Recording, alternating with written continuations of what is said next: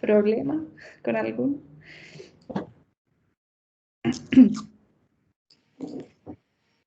Iniciamos entonces el taller. Les doy la bienvenida a todos los docentes que se conectaron, que se inscribieron a este taller. Este es un taller del método Design Thinking, que es un método para generar estrategias de proyectos y se utiliza, bueno, nosotros en el área de diseño lo utilizamos mucho y Rubén, en este caso, Sillar, es el profesor del área de diseño que les va a enseñar la estrategia. Mencionar sí que es una estrategia que se puede aplicar para variados proyectos, por eso los profesores fueron todos los de la sede invitados, porque se puede utilizar para todas las ideas que ustedes tengan y poder un poco aterrizarlas y generar estrategias para ir ideando estos proyectos, ¿ya? Don Rubén, entonces, comencemos al tiro. Perfecto. Los profesores que tienen clases puedan alcanzar a ver el contenido y ahí vamos a ir admitiendo los que van llegando. Ya, maravilloso. Muchas gracias. Voy a compartir pantalla, a ver si se puede. Perdí la ventana. Ahí estamos. Ya. ¿Pueden ver la pantalla, cierto? Sí, Rubén, se ve. Excelente.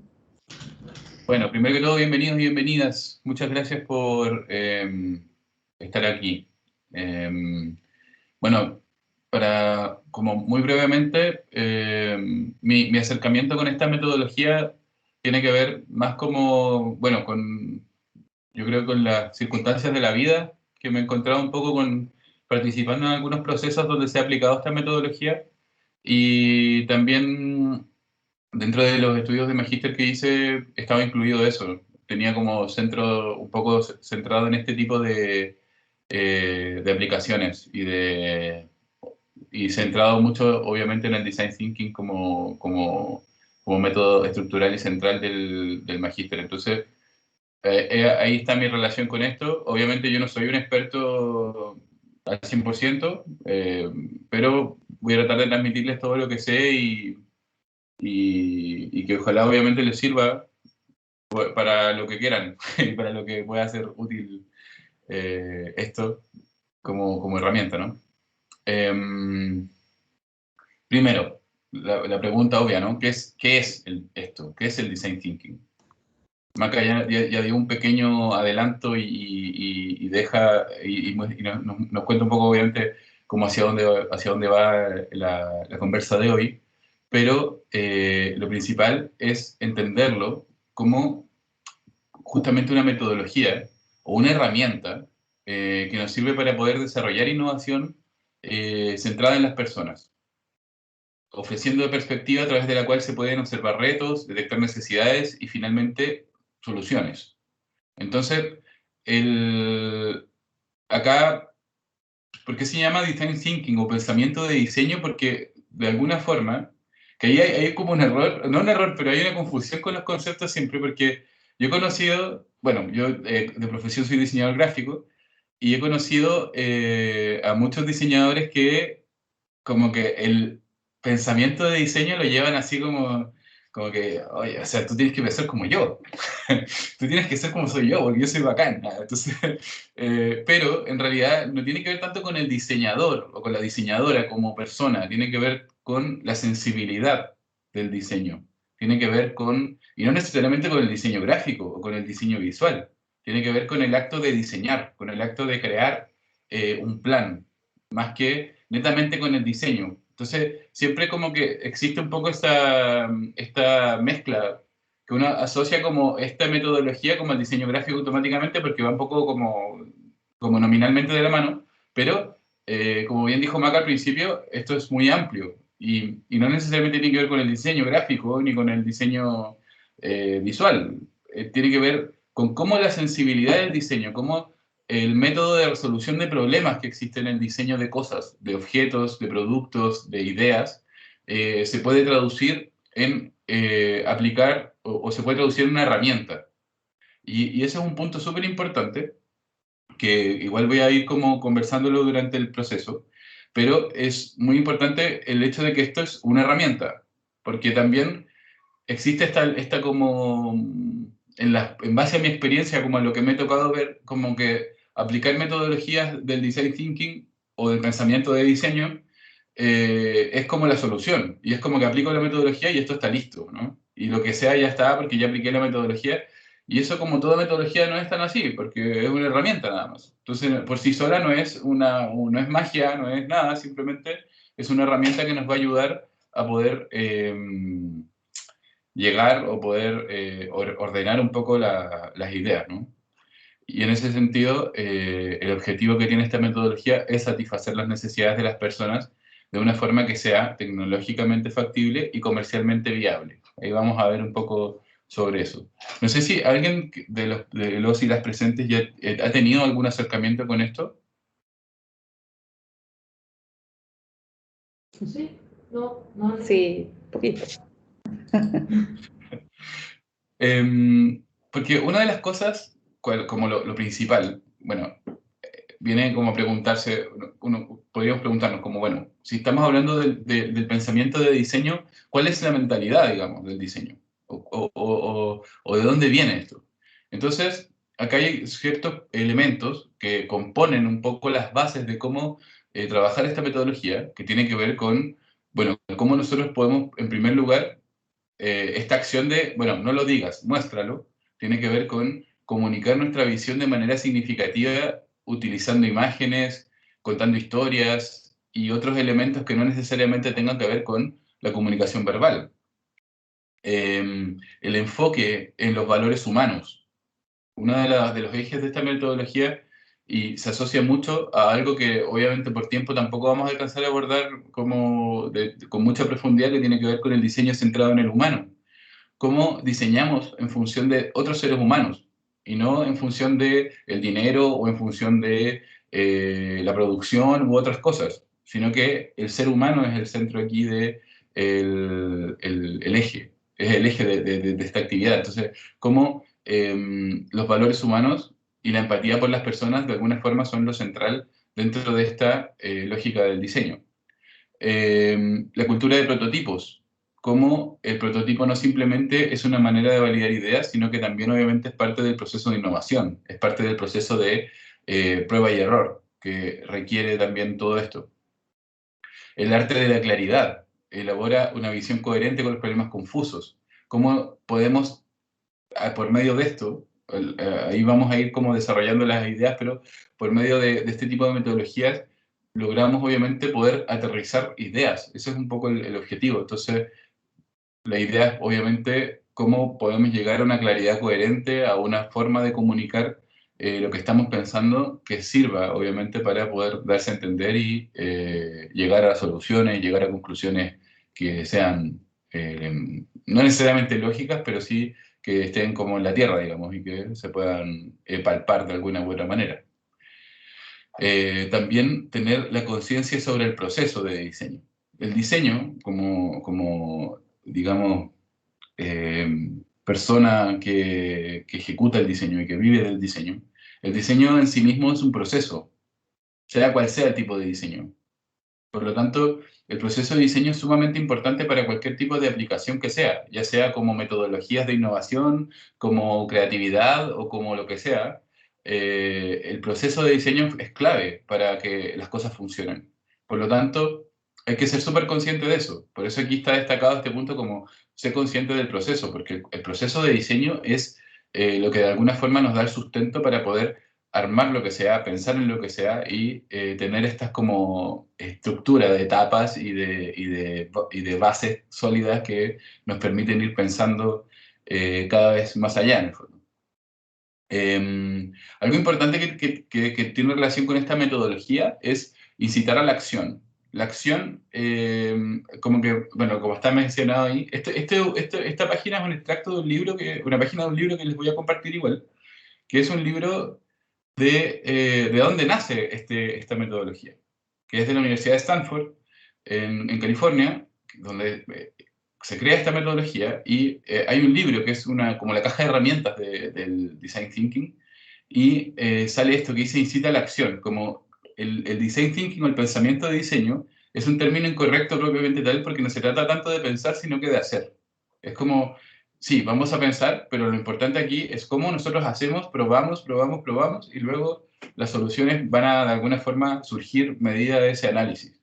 Entonces, la acción es muy importante también en esto. Y otra cosa que es clave también en los procesos de esto es que la colaboración radical tiene que ser. O sea, acá estamos hablando de procesos grupales, procesos de equipo y de pensamiento colectivo. Por lo tanto, no es como, bueno, yo soy iluminado, me siento solo, hago mi proceso solo y se me ocurren todas las ideas y tengo las soluciones, sino que aquí obviamente la idea es que el equipo cerrado, el equipo ampliado o el colectivo que sea, puedan como pensar en conjunto y desarrollar estas soluciones de manera concreta y obviamente colectiva. O sea, el pensamiento colectivo sin duda es mucho, mucho más positivo que el pensamiento individual, a mi juicio. Esas son como las mentalidades o las bases como conceptuales que definen esta metodología.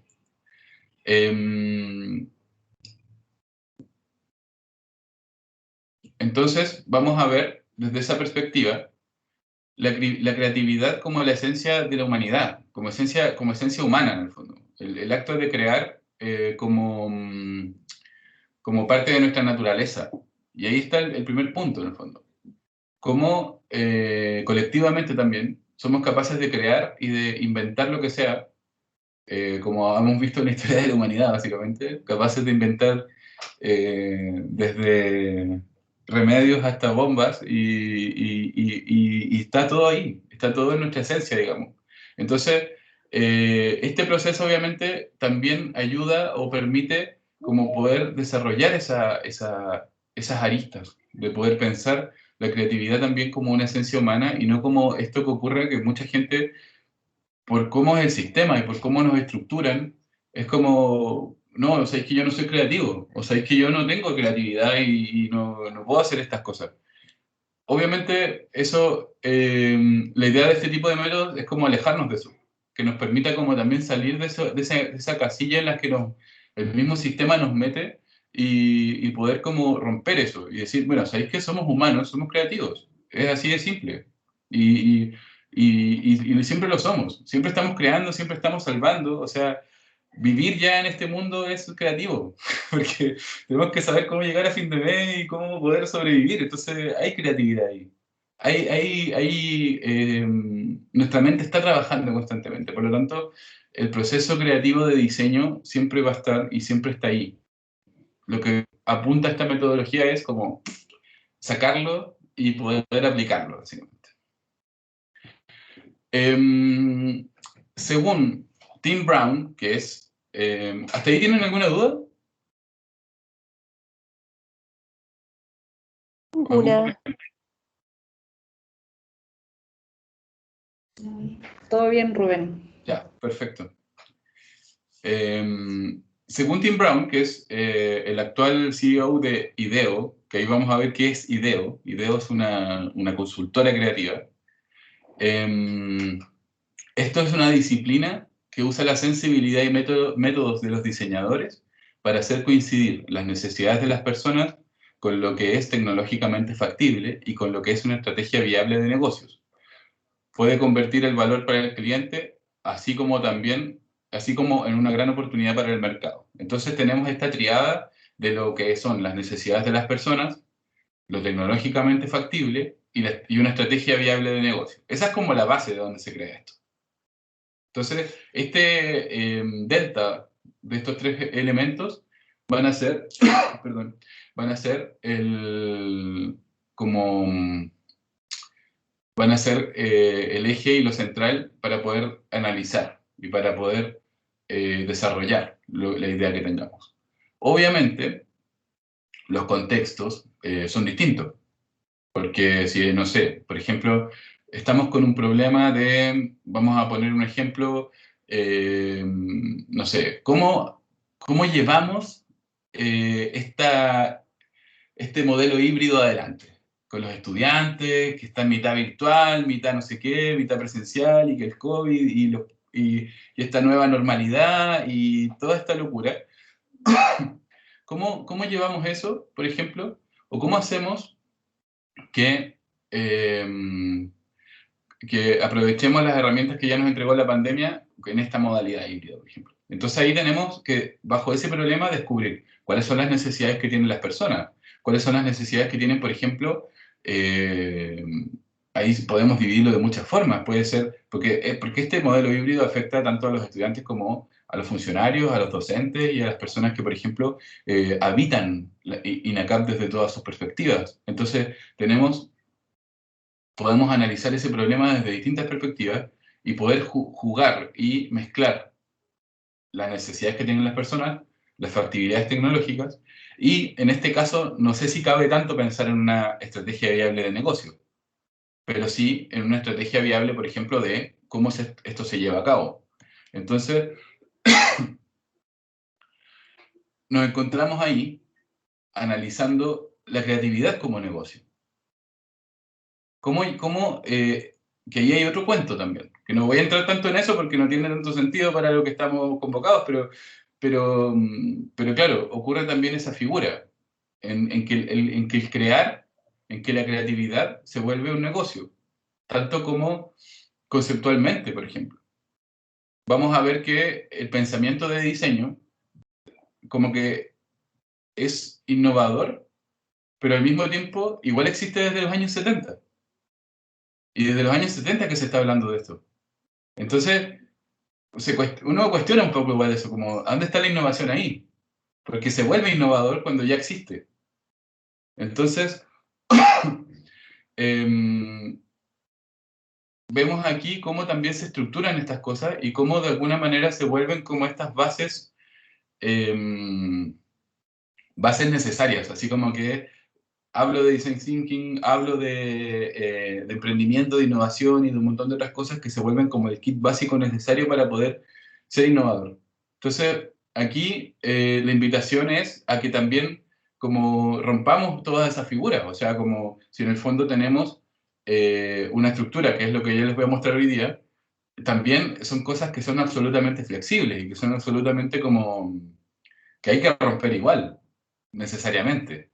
Porque todo esto que estamos viendo aquí nace también como una propuesta de negocio, como una propuesta con fines lucrativos. Por lo tanto, hay ahí una figura que, por cierto, puede ir mutando con el tiempo y que puede ser sujeto de análisis, sin duda. Les voy a mostrar un video para que, antes de entrar un poco como a qué es el design thinking propiamente tal y cómo es la metodología.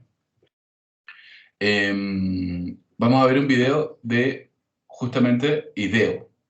IDEO es una consultora creativa que nace en la Universidad de Stanford hace mucho, mucho tiempo. Básicamente, ellos son como quienes se adjudican el design thinking como concepto, usado ya con fines lucrativos, ya como empresa, como una empresa que se dedica a resolver problemas, básicamente, mediante esta metodología. Entonces, este es un reportaje de hace mucho rato, se nota por la calidad de la imagen además, de la cadena ABC, donde van a ver ahí cómo estos personajes resuelven un problema, básicamente. Es un video cortito, dura 7 minutos, así que veámoslo. Díganme si lo escuchan.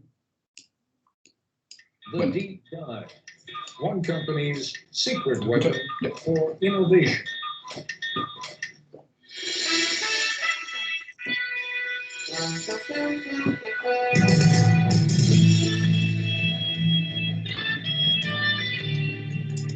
We went to IDEO, the product design folk, and said, take something old and familiar like... Perdón, perdí la pantalla. Sí, eso mismo te iba a comentar. Vamos de nuevo. Aquí está.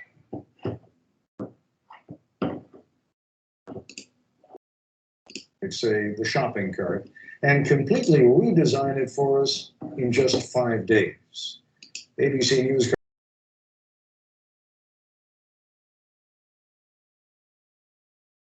Day one, And these people have a deadline to meet. So welcome to the kickoff of the shopping cart project. This is Palo Alto, California, in the heart of Silicon Valley. And these are designers at IDEO, probably the most influential product development firm in the world.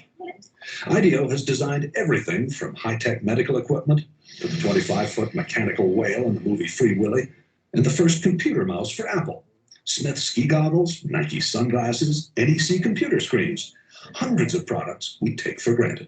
The point is that we're not actually experts at any given area. You know, we're kind of experts on the process of how you design stuff. So we don't care if you give us a toothbrush, a toothpaste tube, a tractor, a space shuttle, you know, a chair. It's all the same to us. We want to figure out how to innovate by using our process, applying it. Project leader is Peter Skillman, a 35-year-old Stanford engineer. Project leader because he's good with groups, not because of seniority. He's only been at IDEO for 6 years. The rest of the team is eclectic, but that's typical here. Whitney Mortimer, Harvard MBA. Peter Coughlin, linguist. Tom Kelly, Dave's brother, marketing expert. Jane Fulton-Suri, psychologist. Alex Kazaks, 26, a biology major, who's turned down medical school 3 times because he's having too much fun at IDEO. Safety emerges early as an important issue. 22,000 child injuries a year, and so they're hospitalized injuries. I mean, there are many others. And theft. It turns out a lot of carts are stolen. As the team works, it becomes clear there are no titles here, no permanent assignments. The other side gives a lot of help, says, be safe. The team splits into groups to find out firsthand what the people who use, make, and repair shopping carts really think. Okay, go. One of the plastic part is the wind catches it. Yeah. And these things have been clocked at 35 across the parking lot. Man, that's actually a pretty good point. The trick is to find these real experts, and so that you can learn much more quickly than you could by just kind of doing it the normal way and trying to learn about it yourself. From everything I read, these things aren't that safe either, you know? So probably the seat itself is going to have to be redesigned. One of the interesting things for me is looking at how people really don't like to let go of the cart, except for the professional shopper, whose strategy is to leave the cart at various places. It's 3:30 in the afternoon, and the group is back at IDEO. There is no let-up. Each team is going to demonstrate and communicate and share everything that they've learned today. A shopping cart has been clocked at 35 miles an hour traveling through a parking lot in the wind. We were in the store 2 hours, and it was truly frightening just to see the kind of stuff going on. You got to designate some people to make damn sure that the store owner's point of view is represented. After 9 straight hours, the team is tired. They call it a day. So, everybody cool? Well, that's great. Thanks a lot. We had a great time today. IDEO's mantra for innovation is written everywhere. One conversation at a time. Stay focused. Encourage wild ideas. Defer judgment. Build on the ideas of others. That's the hardest thing for people to do, is to restrain themselves from criticizing an idea. So if anybody starts to nail an idea, they get the bell. The ideas pour out and are posted on the walls. Oh, the blind, the privacy blind. Like when you're buying 6 cases of condoms, you know, and see. So if it doesn't nest, we don't have a solution. Organized chaos. It's not organized. What it is it's focused chaos. Vote with your Post-it, not with an idea that's cool, but with an idea that's cool and buildable. If it's too far out there and it can't be built in a day, then I don't think we should vote on it. Enlightened trial and error succeeds over the planning of the lone genius. Enlightened trial and error succeeds over the planning of the lone genius. If anything sums up IDEO's approach, that is it. Worried that the team is drifting, what can only be called a group of self-appointed adults under Dave Kelly holds an informal side session. 4 or 5 teams. 4 or 5 teams, and we give each team a need area. It becomes very autocratic for a very short period of time in defining what things people are going to work on. If you don't work under time constraints, you could never get anything done because it's a messy process that will go on forever. Back at the shop, it is 6 o'clock. The 4 mock-ups are ready for showing. Baskets also can be, if you think you will have more volume, baskets can be put in. A modular shopping cart, you pile hand baskets onto. A high-tech cart, that gets you through the traffic jam at checkout. That you could mount a scanner on the shopping cart so that you, as the customer, as you pull it off the shelf, would scan each item. One that's built around child safety, and another that lets shoppers talk to the supermarket staff remotely. Yeah, where can I find the yogurt? But the adults, again, decide more work needs to be done before the mock-ups can be combined into one last prototype.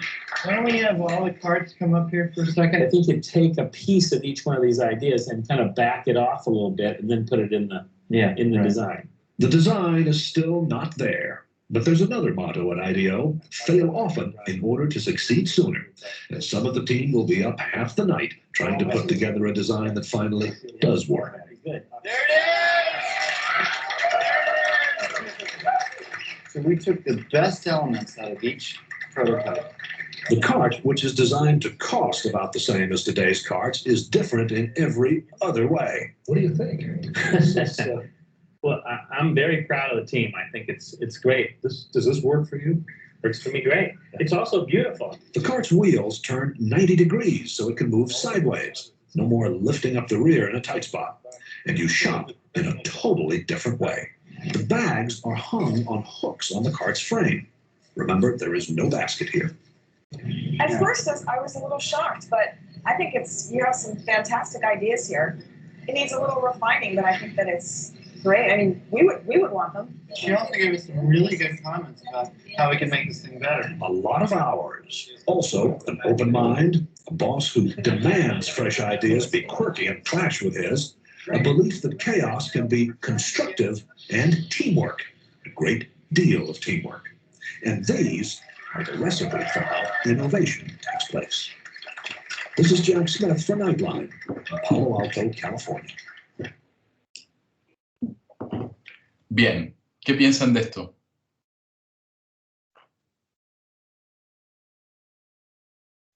¿Algún comentario?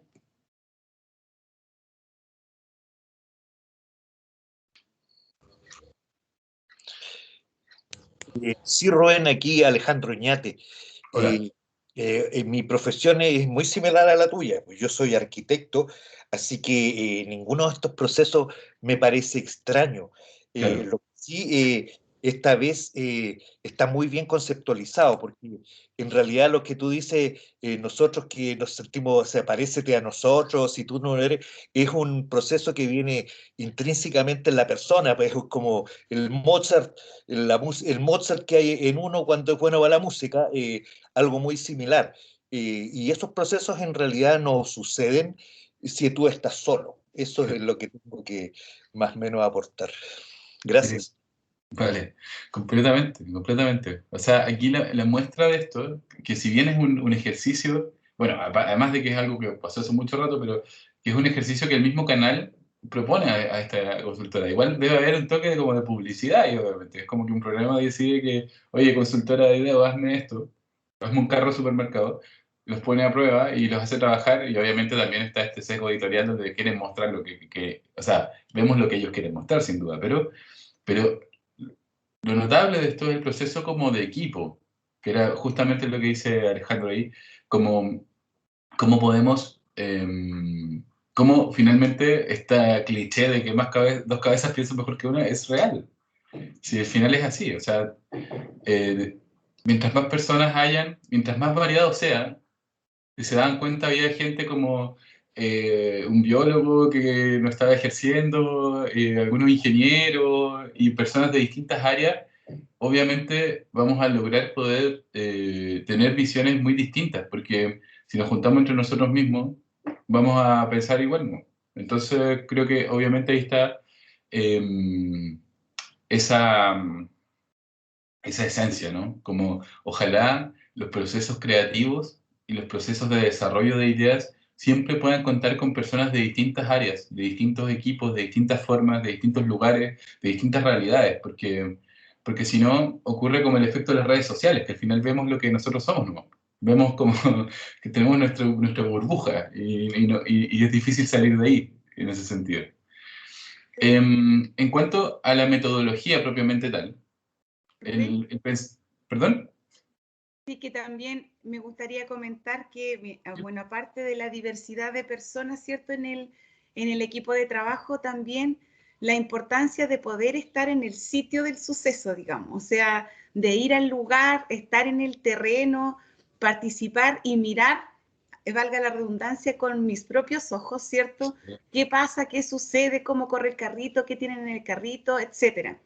Porque en algún momento que yo desarrollé una asignatura en que tuve que llevar a cabo esta metodología, lamentablemente no estuvimos en sede. Entonces era súper difícil que los alumnos, era como que tenían que imaginar qué había, dónde estaría, habrá, no habrá, cómo será. Entonces, poder estar en el lugar mismo creo que también es muy importante.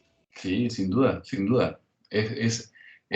Ahí está como la base de esto, que justamente iba a hablar de eso, como de las etapas que tiene este proceso. La primera etapa es empatizar, y empatizar tiene que ver mucho con eso, con estar ahí, con ver, como no sacar conclusiones en base a lo que sabemos nomás. Porque ahí ya hay un sesgo, ya hay problemas. O sea, ¿cuántos programas? Y me imagino que ustedes que están vinculados a la educación de distintas perspectivas, hay, hay un montón de programas que nacen desde una perspectiva como programas para jóvenes, para estudiantes, desde una perspectiva como de personas adultas mayores. Porque creen o se cree que es como, ya, yo creo que esto es lo que es, esto es lo que necesitan los jóvenes. Y diseño algo para ellos. Y no funciona. Y es como, bueno, ¿por qué no funciona? Porque no estoy mezclándome ahí, no estoy metiéndome, no estoy cachando qué les pasa, no estoy cachando qué les falta o qué tienen, qué no tienen. Y ahí está la esencia de esto. La empatía es parte de... Por eso también tiene mucha relación, creo yo, con este análisis como del diseño centrado en el humano y como de esta lógica. Porque en el fondo una característica que debiésemos cultivar como seres humanos es la empatía, y sin duda es algo que es un trabajo, ¿no? es necesario cultivarla, es necesario promoverla, y en ese sentido, este tipo de procesos llevan a eso, a sentarse y pensar como el otro, como la otra, a sentarse a ver cómo es la cosa. Entonces, dentro de estas etapas, partimos con la... Ay, gracias por tu comentario. No logré ver tu nombre, perdón. Gabriela. Gabriela, muchas gracias. Dentro de las etapas que definen esto son 5, que son empatizar, definir, idear, prototipar y testear. Esas son las 5 etapas que componen el pensamiento de diseño, que además existe un poco esta duda, porque se habla mucho en estos contextos de, como ya les he dicho, he nombrado varias veces esto como el diseño centrado en el humano. El diseño centrado en el humano tiene 3 etapas, que son la inspiración, la ideación y la implementación. La verdad es que el pensamiento de diseño no es distinto al diseño centrado en el humano, sino que el diseño centrado en el humano podría abordar muchas otras metodologías. Como les decía, esto es una metodología, es una herramienta. Y el diseño centrado en el humano es como un principio, ¿no? Que podría tener muchas metodologías, como también está, por ejemplo, el diseño de experiencias de usuario, los análisis como de contextos, que también tienen mucho que ver con las personas, obviamente, el design thinking propiamente tal, entre otras muchas caminos y metodologías y herramientas que existen para poder llegar básicamente un poco a lo mismo, a generar e implementar algo que tenga asidero con el contexto, con la realidad y con las personas, básicamente. Vamos a ir viendo una por una cada etapa. Primero la fase 1, que tiene que ver con empatizar. Ah, mira, aquí me equivoqué, ¿eh? Bueno, en realidad me equivoqué con algo súper irrelevante, que es con la imagen de apoyo, pero no importa. ¿O no? Ah, no, sí estoy. Estoy solo... sí. Bueno, la fase 1 tiene que ver con empatizar. ¿Qué vamos a hacer para empatizar? Es investigar las necesidades de los usuarios, de las personas para quienes estamos buscando la solución. Antes de esto, en el fondo, teniendo todas las fases, cuando nosotros definimos un problema o un proyecto, quiero decir como ya, quiero implementar una aplicación. Les voy a contar una historia. Yo una vez participé en el proceso de una aplicación diseñada para con un objetivo muy específico, que en el fondo era estudiantes de primer año de ciertas carreras en la Universidad de Concepción, no reprueben las asignaturas de matemáticas y ciencias básicas, me parece. No, creo que era solo matemáticas y otra más, pero era como cómo ver ese trabajo, cómo poder lograr que no se repruebe, que no haya tanta tasa de reprobación en estas asignaturas que de alguna forma venían con contenidos muy básicos y que en teoría debiesen venir desde la educación secundaria. Ese proyecto, en principio, se planteó como un proyecto que iba a estar creado con esta metodología. Por lo tanto, se generaron etapas de las etapas que estamos viendo aquí. Y ocurrió, básicamente, que bueno, se desarrolló todo, hubo un proceso de investigación. Yo entré como a la fase de ideación. Ahí yo llegué a ese proyecto y de ahí en más trabajé en él, pero ya estaba definido este proceso de empatía, el proceso de definición, ya estaba en curso la ideación del proyecto, se armaron prototipos, se testeó con estudiantes, hubo todo un proceso ahí muy, muy potente. Y ocurrió que se lanza la aplicación y la aplicación no tuvo éxito. La aplicación no funcionó. No llegó a donde tenía que llegar, no se volvió masiva y quedó ahí como un proyecto más que fue rendido, básicamente. Se rindieron los fondos, ahí está el proyecto, ahí está la aplicación y listo. ¿Qué ocurre con ese tipo de cosas? ¿Por qué pasó eso? En este caso, al menos lo que pude ver estando dentro, tenía que ver justamente con el ejemplo que comenté recién, como la creación conceptual y la base del proyecto estaba vista desde personas que estaban muy, muy alejadas de los estudiantes, que si bien eran profesores súper dedicados y que estaban ahí como metiéndole cabeza para que esto funcione, desde una perspectiva muy legítima y muy, muy válida, sin duda, eran personas que estaban en las altas esferas académicas, por lo tanto, ya perdiste la base ahí, estáis súper lejos de la tierra. Y se crea este proyecto, se arma todo, y el proceso no llega a las personas justamente por lo mismo, porque hay que investigar las necesidades de los usuarios, hay que estar ahí, hay que entender empáticamente cuál es el problema que se está tratando de resolver y cómo investigamos y cómo desarrollamos todo este análisis.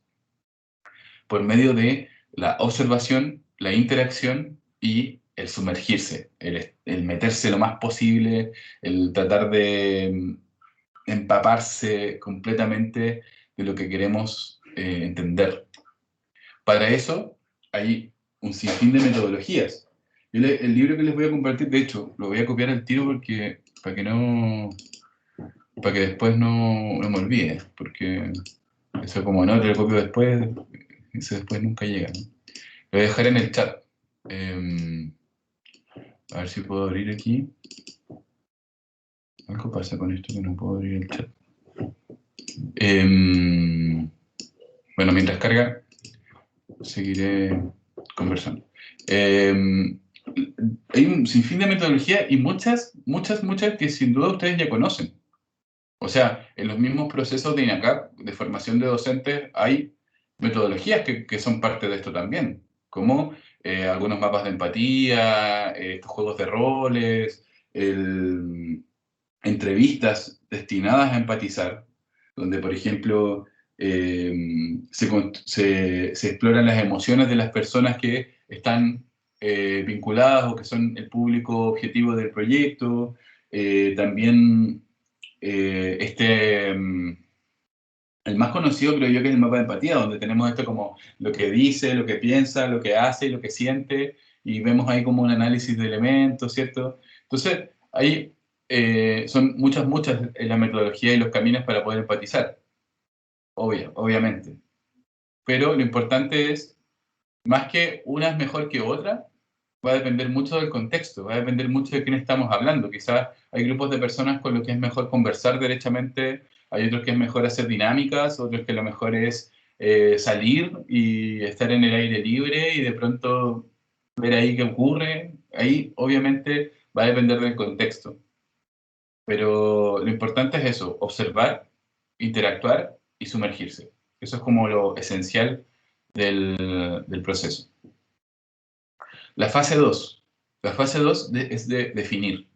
Una vez que ya tenemos esta identificación, ya hicimos un proceso de empatía donde pudimos identificar ciertas necesidades, ciertos problemas, ciertas situaciones que existen ahí, el definir tiene que ver con sintetizar aquellos hallazgos. Tiene que ver con como ya tenemos todo sobre la mesa y empecemos a ver cuáles son los que en inglés se dice como insight, así como el hallazgo, como el eureka, ¿no? Como esto que nos ilumina, como aquí está el problema, aquí está la definición de lo que necesitamos. ¿Cómo hacemos eso? ¿Cómo desestructuramos la primera fase que hicimos y fuimos clasificando lo que ya tenemos? La definición tiene que ver con esa parte y además con formar nuestro punto de vista. El punto de vista es, en esta estructura y en esta metodología, es una declaración, que es como una declaración que define o que actúa frente a los usuarios. En el fondo, como medida que yo tengo todo esto, yo descubro el problema, descubro cuál es lo que falta, qué es lo que no hay, qué es lo que hay, digo, bueno, la declaración es, el problema aquí es que falta tal cosa. Ya, esa es mi declaración. Ese es como el hallazgo máximo que hay en esta fase. ¿Se entiende el punto?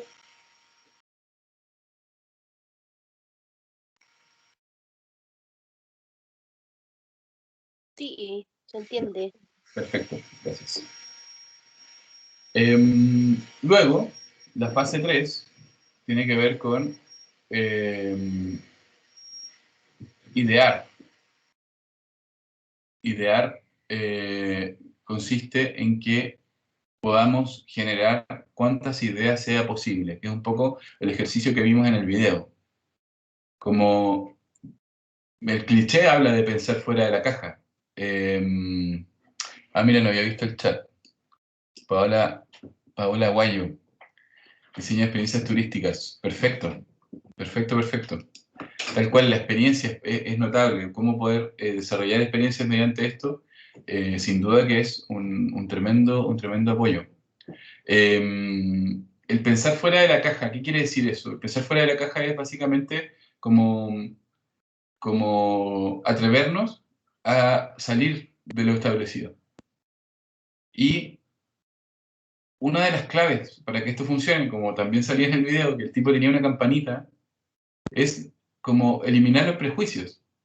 Sobre todo, sociedades como la nuestra están llenas de prejuicios. Siempre tenemos prejuicios a todo, es como que, y somos muy buenos para emitir juicios de valor de las cosas, como esto está bien, esto está mal, eso lo tenemos muy arraigado en nuestra cultura, creo yo. Entonces, una de las claves para que esto funcione es también poder abrir la mente en ese sentido. Como no emitir juicios de valor. Aquí no hay ideas malas o ideas buenas. Son ideas. Todas son ideas.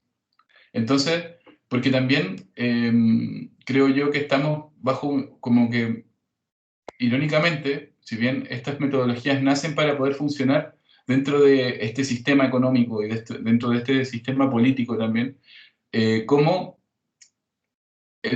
la base de esto también es romper eso. Es como pensar más allá de eso. Porque muchas veces los sesgos que uno tienen que ver con que no, es que esto no nos alcanza la plata.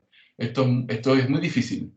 Esto no sé qué. Entonces, como que al tiro tenemos estos sesgos, automáticamente. Por lo tanto, una de las invitaciones también es al desarrollar este tipo de metodologías, es a atrevernos a hacer eso. Si al final es un papel nomás. Entonces, como entendamos que lo que está en el papel y juguemos a eso, a poder pensar, imaginar y soltar un poco todos estos frenos de mano que tenemos puestos siempre. El pensar fuera de la caja tiene que ver con eso y tiene que ver con buscar formas alternativas para solucionar los problemas. La innovación propiamente tal, que en el fondo, un poco lo que les decía, esto es innovación, pero es una innovación que ya está tan establecida que por eso es notable, porque es una metodología súper vigente en el tiempo. Y la innovación está no en la metodología propiamente tal, sino que en estas posibilidades de poder decir, de poder plantear una idea que para juicios normal, para un juicio de siempre podría ser una idea a lo mejor muy descabellada, pero a lo mejor en esa idea descabellada está la solución. Entonces, pues, es súper importante esa parte. Así como es importante la empatía y entender lo que está pasando, es muy importante también ese proceso de poder tirar ideas, de poder llenar, para que encontremos ahí la solución. Y veamos cómo una idea que puede ser muy loca, si le sacamos el prejuicio y le sacamos este velo, a lo mejor va a ser la solución que estamos buscando.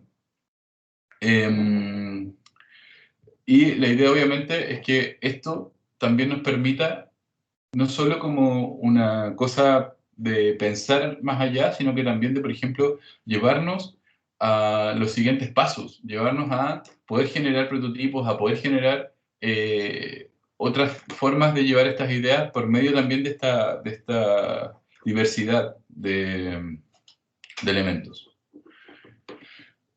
La fase 4, que es el prototipado, tiene que ver con construir soluciones, tal como lo es la palabra, ¿no? El prototipar es poder generar este elemento tangible. Si estamos pensando en una solución, ¿cómo mostramos esto? ¿Cómo hacemos que esto se sienta, se vea, se escuche y que sea como algo para poder generar pruebas? Uno de los elementos que son base para el prototipado es poder generar una falla rápida y barata en el fondo. El prototipo no tiene que ser perfecto. El prototipo tiene que estar sucio, no tiene que estar así como muy hermoso. Que ese es otro tema también, porque en el fondo vivimos constantemente como viendo la hermosura, estamos pegados mirando internet y pegando Instagram y Pinterest, viendo cómo todo es hermoso, todo es perfecto y la vida es soñada.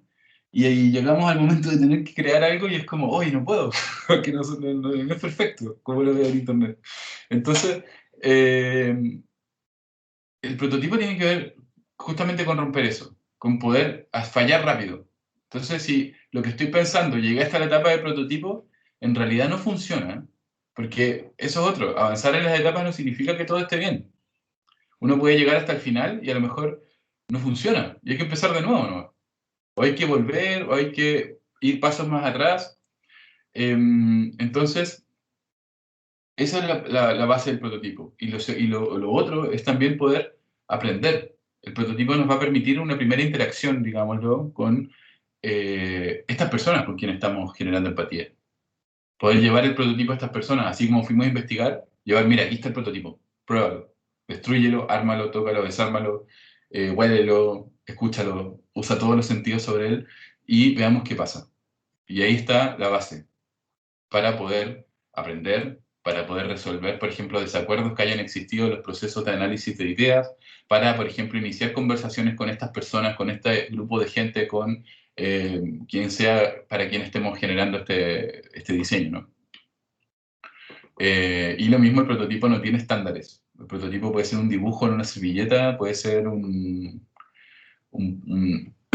maqueta, una estructura, lo que sea.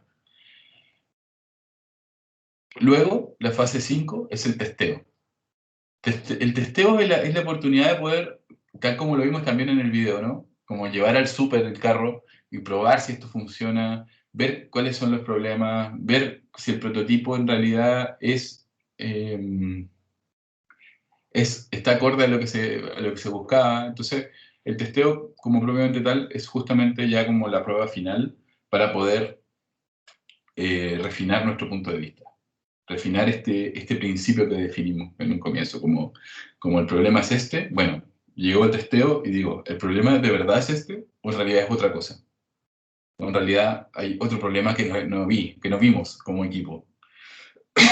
Esa es un poco la lógica del testeo. Luego, bueno, aquí yo les voy a compartir esta presentación. La voy a copiar, de hecho ahora ya cargó el chat. A ver si ahora puedo copiar el libro. Veamos.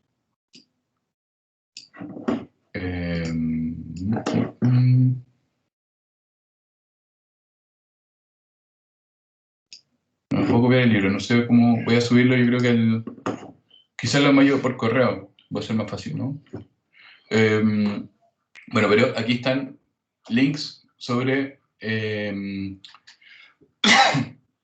bueno, la página de IDEO, que hay muchas herramientas actualizadas también, como de los procesos que IDEO lleva hoy día, y de ciertas herramientas. Está en inglés, sí, pero tiene varios elementos que son súper interesantes de analizar y de ver cómo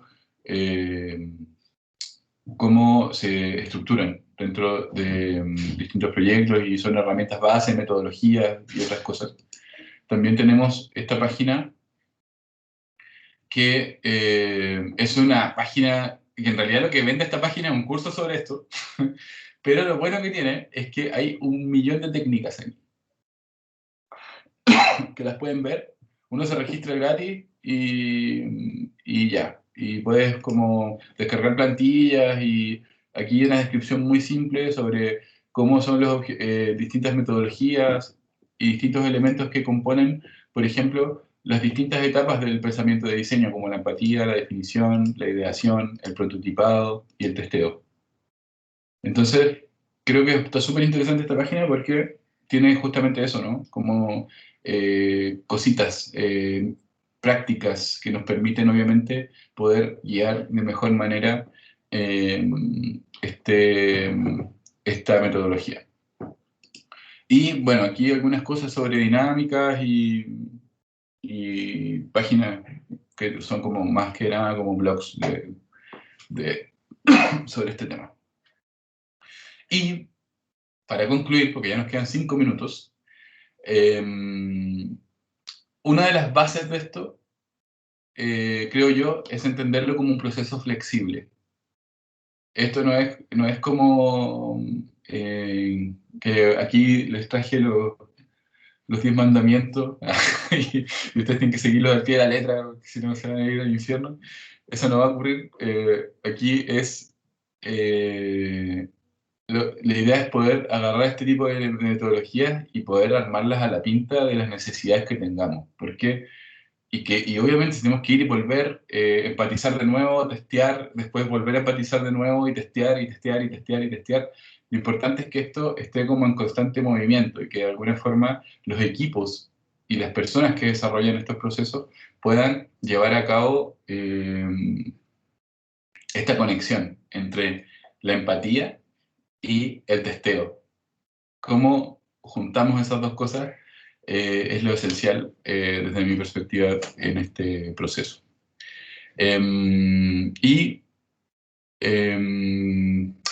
Eso es como la principal conclusión sobre este tema.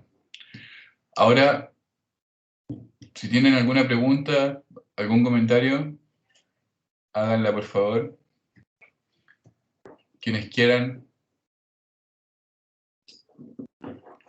Rubén, yo te iba a preguntar algo, pero como más personal del proceso tuyo que realizas. Dale. Hablamos de salir un poco de la caja, ¿cierto? ¿Tú tienes como alguna estrategia que haces tú como para generar este movimiento, esta acción? O sea, lo voy a explicar como relacionado con mi pega, porque obviamente creo que a mí me pasa mucho que yo vivo personalmente el diseño gráfico y el diseño visual desde una perspectiva muy romántica, igual, como que a mí me gusta mucho y trato de vivirlo así, ¿no? Entonces, hay muchos momentos que estoy súper podrido, porque la vida es así, es podrida, y hay momentos que a uno no se le ocurre nada nomás, y hay que cumplir con plazos y qué sé yo. Entonces, para mí el pensar fuera de la caja tiene que ver con, o la forma que me ha funcionado algunas veces, es poder como romper mi contexto, en el fondo, como tratar de diseñar en otro lado, salir, entender que en realidad nada es tan urgente y lo importante es estar bien. Entonces es como poder también hacer otras cosas que de alguna forma me puedan llevar a eso. Como por ejemplo, yo disfruto mucho de cocinar y yo cocino y muchas veces estoy como pensando en lo que tengo que resolver mientras cocino. Y a veces ese mismo acto de poder tratar de llevar lo que estoy haciendo en otro contexto me ayuda también a poder resolver los problemas que en ese sentido debo solucionar.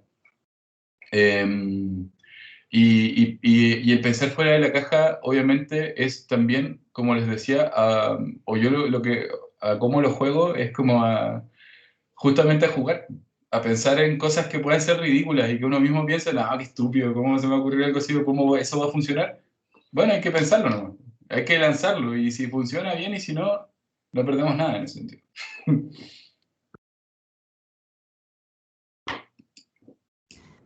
Toda la razón.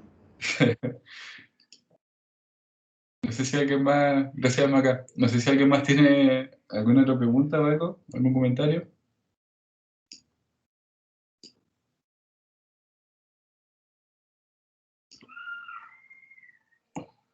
Ahora yo quiero agregar que la imagen que dejaste ahora en conclusiones es muy representativa, me encanta.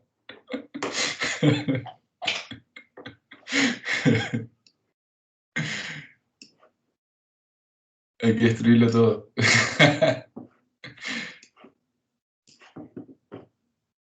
Ahí les dejo el...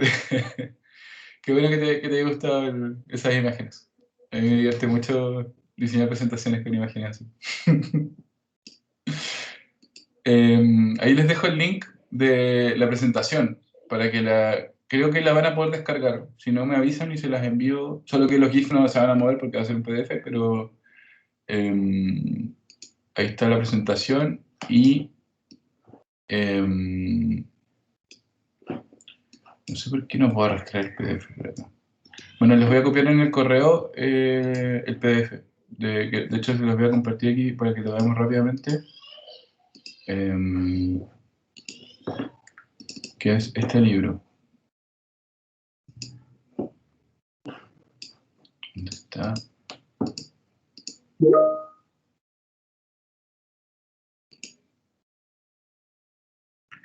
Aquí está.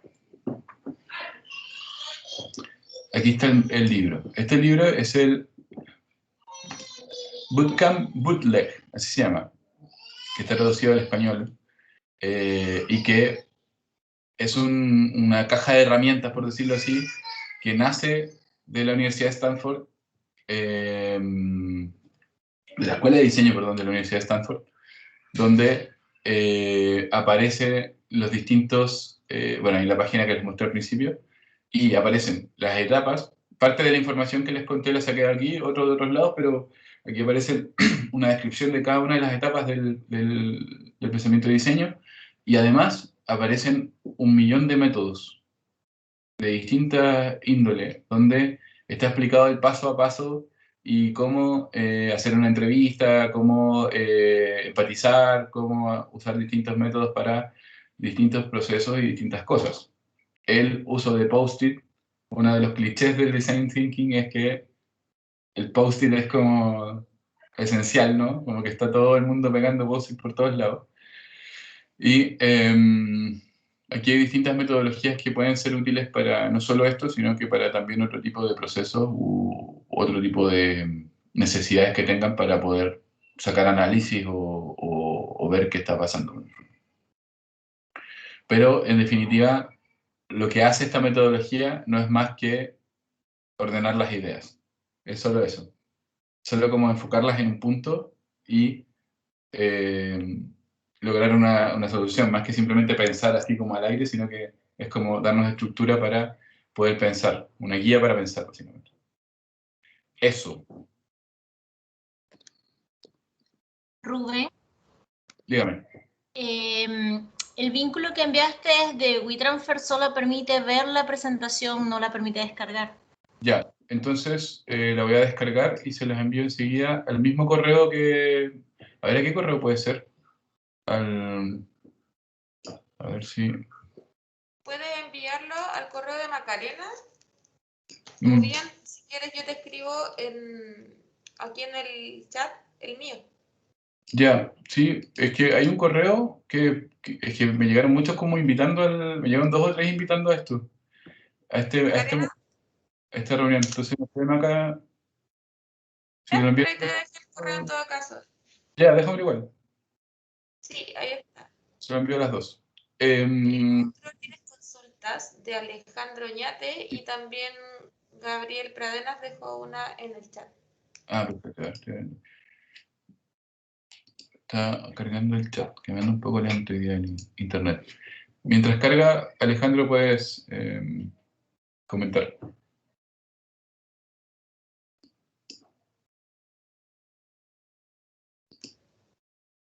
Está silenciado, don Alejandro. Nos perdimos una excelente introducción. Ahora sí que sí, ahora va. Oye, muchas gracias, Rubén, pues sí, muy clarita la exposición. Me siento identificado, sí, en todo el proceso, ¿cierto? Y no dista mucho entre arquitecto y diseñador, lo único que de repente hay fases sí que yo todavía la noto y siempre costó mucho, que el diseño es un proceso de cierta manera, no sé si para algunos otros sí, otros no, pero que siempre se anda escondiendo, que tú no quieres que el otro te vea lo que tú estás antes de que ya suceda la presentación. Entonces, esa parte con esto se destruye y eso es lo fantástico de este proceso y que se multidisciplina, no se ve desde el punto de vista de los propios arquitectos que siempre son como los semidioses, así que son los encargados y los que saben, pero ¿por qué nadie tiene idea? Se logran a veces hartas aberraciones con eso, por no consultar, como Claro. entrar a donde tú te sientas y te chocan las rodillas en la muralla. Por ejemplo, entonces ya muy bien, muchas gracias, estuvo súper bueno y aplicable, por supuesto, a la educación al 1000%, sí, efectivamente me toca constantemente, yo trabajo en el área de la construcción y tengo que diseñar cosas encantadoras para los estudiantes, pues, y sobre todo los de primer año para que se vayan motivando y no dejen ya, así que sí, muchas gracias, estuvo muy, muy bueno. Así que éxito nomás, pues. Nos estamos viendo, yo creo, en el futuro. Sí, ojalá que sí. Muchas gracias, Alejandro. Adiós. Muchas gracias. Voy ahora con la respuesta de Gabriel. Muchas gracias, Victoria.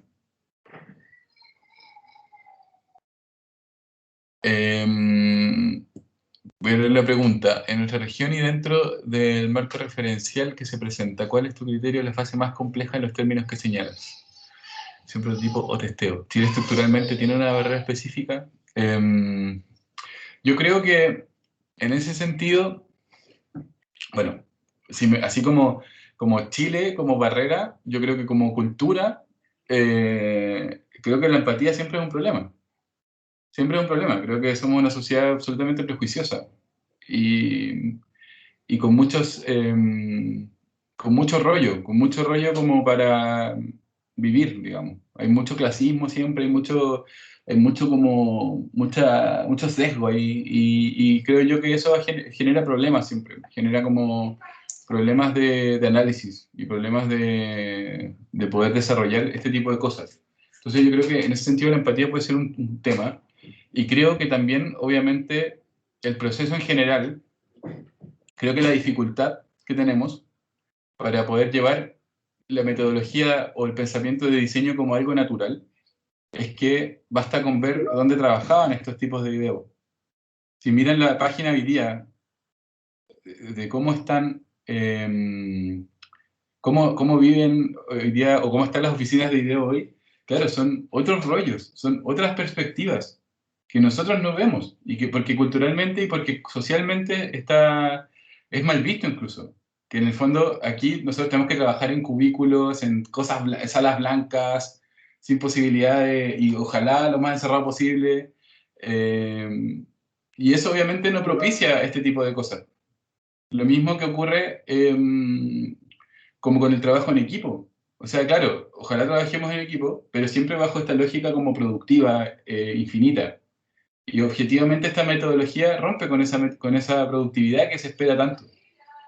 Yo en algunos trabajos tuve problemas por eso, porque en el fondo mi perspectiva productiva es muy distinta o trato de llevarla de otra forma. Y choco mucho con eso, porque en el fondo se espera que produzcamos y trabajemos así como caballos de carrera, cuando muchas veces a lo mejor el sentarse y simplemente, a lo mejor sentarse en un sillón y echarse y conversar va a dar soluciones quizás mejores que simplemente estar pegado en el computador ahí dándole como de frente.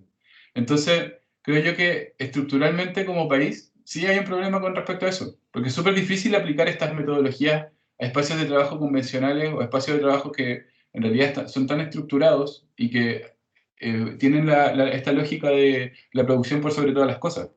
Porque sin duda, que esto tiene mucho de jugar también. Tiene mucho de destinar tiempo. El destinar tiempo a prototipar es un lujo.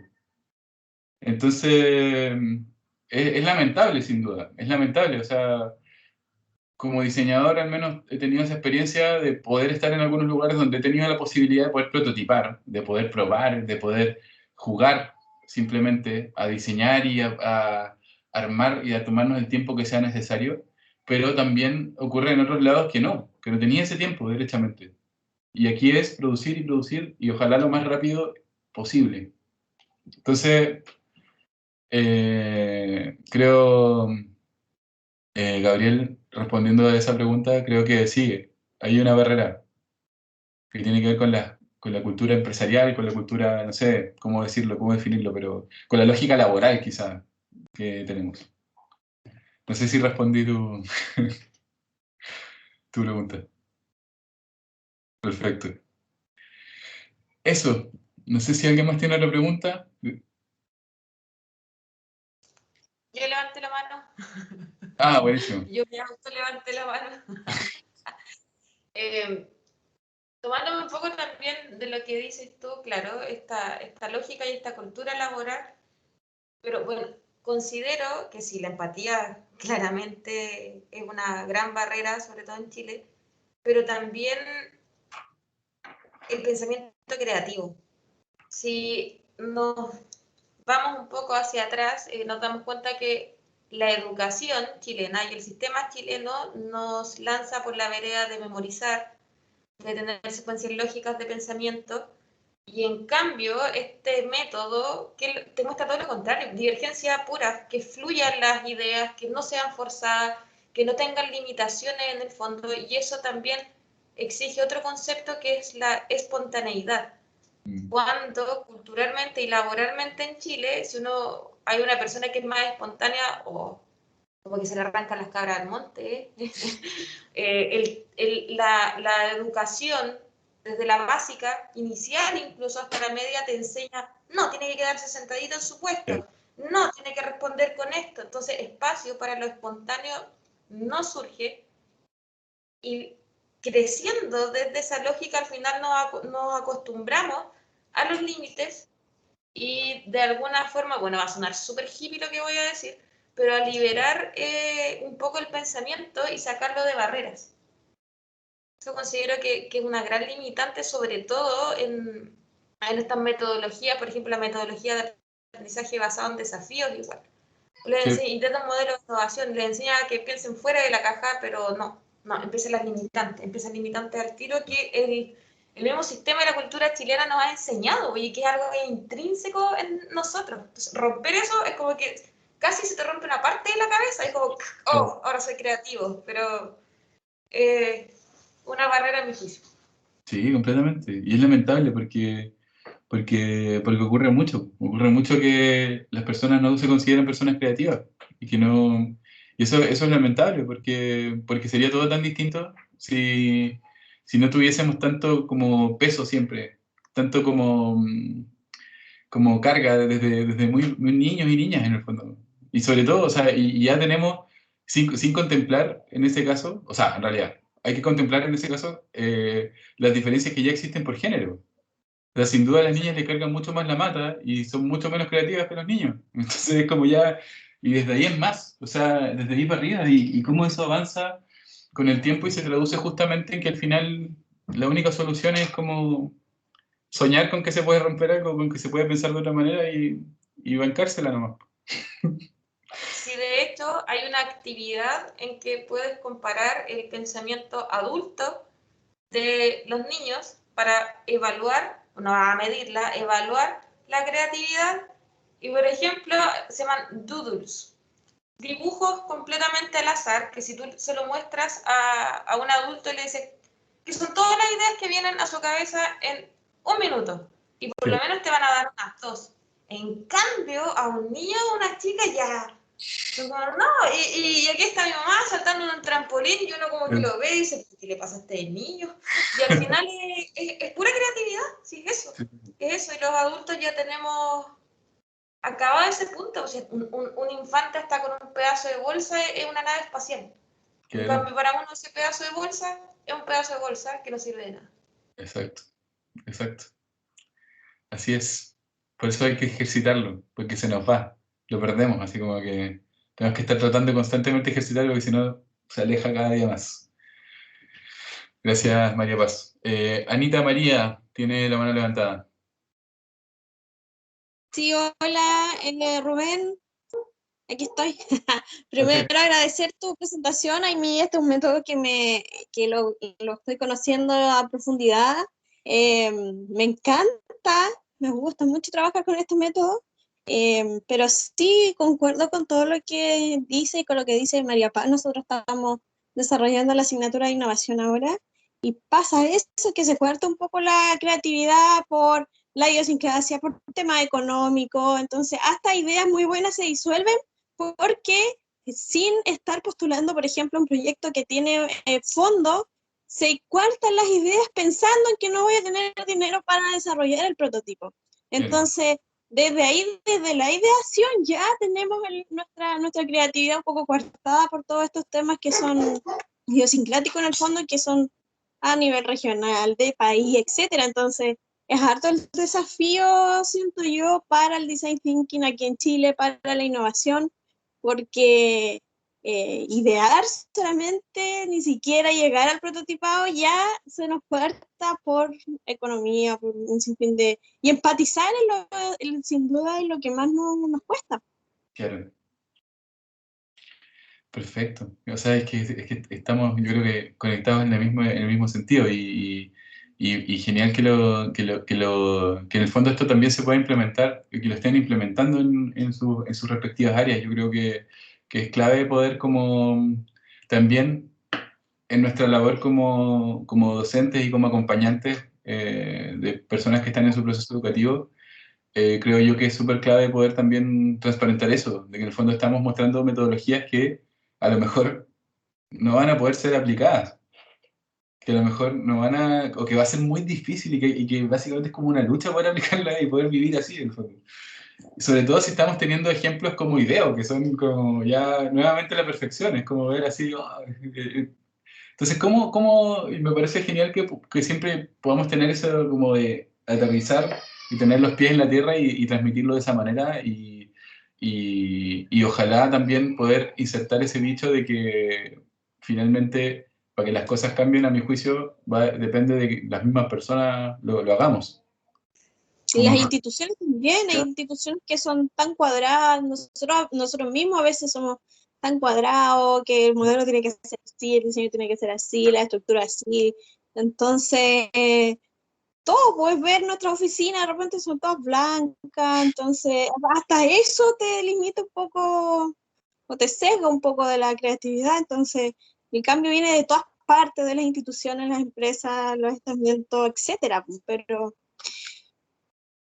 Que además que la creatividad no es medible.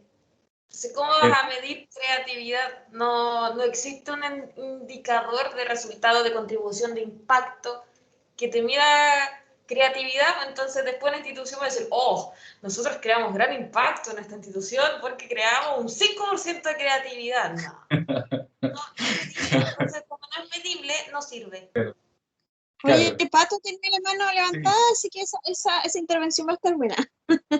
Sí, don Patricio, yo tengo fe. Hola, gracias. Oye, grande la responsabilidad. Un poco en la misma línea de lo que han comentado varios, como Anita ahora o María Paz. Y, en algunas partes los innovadores son casi como rockstars, ¿ya? Y incluso las comunidades de innovadores marcan tendencia, ¿ya? O sea, ellos tienen mucha fuerza en ciertos ámbitos, en ciertos lugares. Nosotros estamos partiendo, entonces pensando un poco en nosotros mismos, también en nuestros alumnos, que cuesta conseguir un capital humano que tenga esa fuerza dentro, esa voluntad, esos deseos de avanzar por este camino. Entonces, mi pregunta es, ¿algún consejo o crees tú que una de las tareas que nosotros nos debiéramos dar es hacer innovación respecto a esto? Es decir, cómo movilizar las fuerzas, cómo dar un empuje inicial fuerte y como prometedor, y eso lo pudiéramos abordar como una misión, un desafío de innovación para nosotros, o a lo mejor simplemente enfocarnos en los alumnos y ver cómo los movemos a ellos de una manera innovadora. Sí, interesante, muy buena pregunta. Yo creo que pienso respecto a lo que dices como dos cosas. Una, que sin duda hay que, o sea, yo creo que nuestra labor debe ser como estar ahí para los estudiantes y estar ahí como para apoyar en ese proceso y poder generar el máximo posible de empuje hacia el desarrollo creativo, sea cual sea la perspectiva, el área y el camino que tome. Entonces, creo yo que eso sí es un punto. Y segundo, creo yo que también, en base a lo que ya veníamos como conversando, es que va a depender también de cómo nuestra capacidad como personas, como trabajadores y trabajadoras, de cuestionar también las mismas instituciones. Porque si no, igual pasa eso. Pasa, creo yo, como que, claro, tienes como un enfoque de innovación y un enfoque de creatividad, pero si finalmente tú estás así como promoviendo que esto ocurra y en el caso de la docencia lo transparentas con tus estudiantes y es como, oye, vamos para allá, pero hasta ahí nomás porque en realidad no tenemos permiso para... Entonces, eso yo creo que es súper complejo y es súper contradictorio al mismo tiempo. Y es complejo porque depende mucho también de atreverse, de mojarse un poco igual, porque eso rompe un poco el status quo, querámoslo o no. Y a las instituciones no les gusta que se rompa el status quo, lamentablemente. Entonces, igual es súper difícil, porque creo yo que a mí me tocó verlo en la U de Conce, por ejemplo. Me tocó verlo en INECAP Punta Arenas también. Como, por ejemplo, yo trabajé en INECAP Punta Arenas entre el 2010 y el 2012, y ahí fue también como ver cómo, por ejemplo, proponer cosas desde el área de diseño, que era un área que estaba muy, muy dormida, proponer cosas que rompían este esquema fue un problema. Donde era como, no me toquen las paredes, no me hagan nada, no tenemos plata, no queremos hacer nada, no queremos hacer nada, no queremos hacer nada. Y al final igual montamos algo a punta de reciclaje y a punta de pura buena onda. Hicimos una tremenda exposición y un montón de cosas con los estudiantes. Y claro, los resultados fueron notables, a la gente le gustó y todo bien, pero tuvimos un montón de bloqueo porque rompía el esquema. Entonces yo creo que ahí está nuestra labor también, ese cuestionamiento constante de poder decir, oye, podemos hacer otras cosas, ¿cachai? Sí, hay reglas y todo, tampoco es que vamos a destruir y quemar todo, sino que es como cuestionar y tratar de proponer por medio de ese cuestionamiento también. Creo yo que es nuestra labor. Y creo yo que es la forma de poder también compensar un poco esta realidad de decir como, mira, ¿sabéis qué? Le decimos al estudiante, oye, vayan, aquí está todo abierto, vamos a jugar, pero nuestra labor es poder apoyar un poco eso también desde el otro lado. Si tenemos un poco ese rol también. Estamos un poco haciendo esa bisagra entre la institucionalidad y las personas que están participando de ella. Entonces, creo que ese es como creo yo que esa puede ser una solución para poder llevar un poco de creatividad e innovación a estos espacios. Hoy tienes silenciado, pero creo que leí. Muchas gracias. Muchas gracias. Sí, bueno, excelente. Gracias. Vale, gracias a ti. Sandra tiene la mano levantada. Sí. Bueno, un poco igual para reforzar todo lo que han dicho mis queridos colegas. Sí, tenemos que salir de la caja y soltar un poco atadura. Yo también estoy haciendo el ramo de innovación y siento que a pesar de que les estamos enseñando, o sea, no enseñando, sino que despertando a los chiquillos su creatividad, pero también desde todavía muchos límites. O sea, en la asignatura nos llegan unos instrumentos que tenemos que utilizar y que vienen súper estructurados. Entonces yo digo a veces, ¿por qué no podríamos tratar la fase 1, por ejemplo, y que ellos elaboren sus propios instrumentos, cómo ellos lo van a mostrar? También, pero bueno, estamos dando los pasos iniciales en todo esto. Yo creo que nos queda mucho camino por recorrer y soltar un poquitito los límites. A mí de repente me asusta, por ejemplo, cuando los alumnos, y no en esa asignatura, sino que en cualquier otra, me dicen, tienen que hacer una presentación en PowerPoint, por ejemplo, me dicen, profe, ¿cuántas láminas? Porque yo nunca les pongo límite en eso. Yo les digo, chiquillo, es su criterio, o sea, no saco nada con decirle en 5 láminas, pero me van a presentar una lámina lleno de texto, 0 imagen, 0 creatividad. Eso no me sirve, o sea, una presentación en PowerPoint, les digo yo, es visual. Por lo tanto, si necesitas usar 1000 láminas, pero todas son buenas y van a señalar lo que tú estás exponiendo, está bien.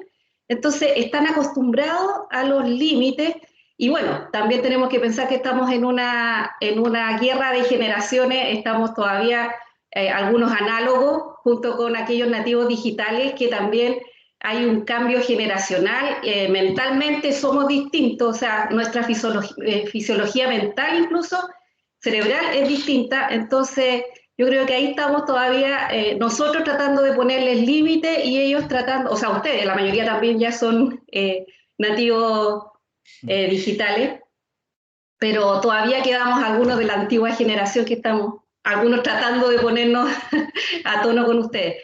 Pero yo creo que son los pasos iniciales, me parece maravilloso que tengamos estos encuentros, que conversemos de esto y que vamos todos generando este nuevo ambiente de innovación.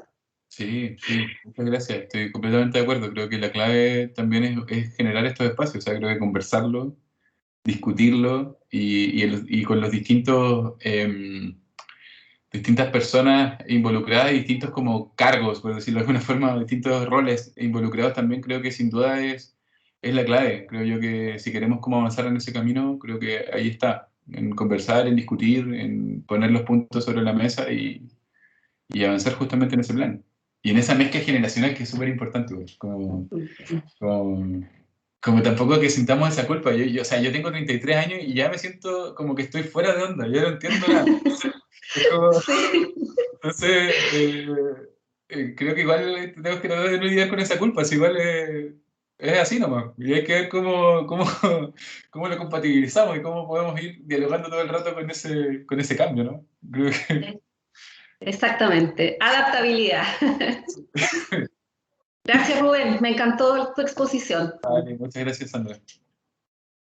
Si no hay más, podemos dejarlo hasta aquí. Y bueno, les doy las gracias por estar, por escuchar, por participar. Y es un placer, sin duda, estar aquí y poder compartir con ustedes este espacio. Para nosotros, desde vinculación con el medio, Rubén, también te lo agradecemos, aunque no lo creas, tengo un cargo serio.